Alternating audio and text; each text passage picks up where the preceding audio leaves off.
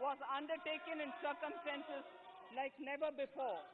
We knew of calamities that have affected a country or a region within a country. But what we have endured with COVID-19 through 2020 is sui generis.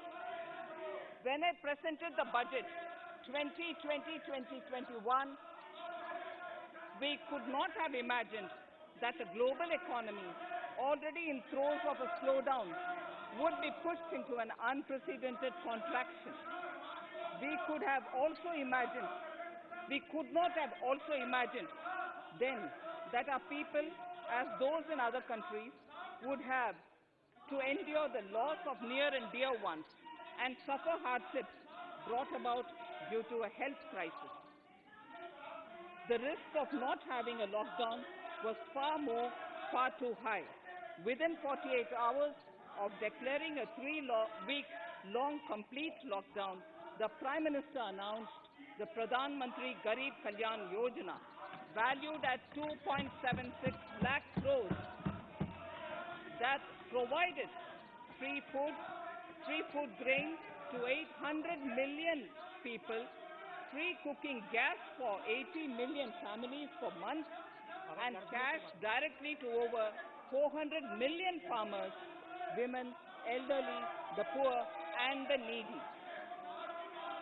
Even as a large section of citizens stayed home, milk, vegetables, fruit suppliers, health and sanitary workers, truck drivers, railways and public transport workers, bank employees, electricity workers, our annadatas, police, firemen and the armed forces all had to go about their work as normal, but with the additional anxiety of the virus hanging over them.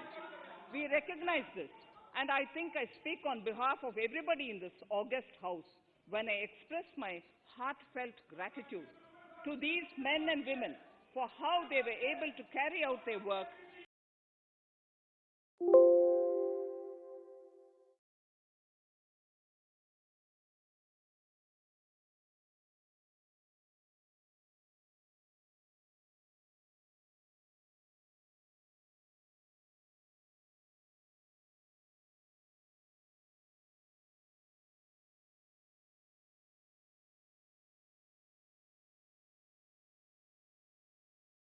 rest of the poor, the Dalits, the tribals, the elderly, the migrant workers, and our children.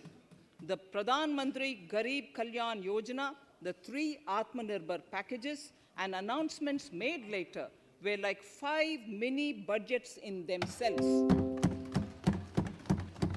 The Atmanirbhar packages accelerated our pace of structural reforms, redefinition of MSMEs, commercialization of the mining sector, agriculture and labor reforms, privatization of public sector undertakings, one nation, one ration card, production-linked incentive schemes are some of the notable reforms carried out during this period. Faceless income tax assessment,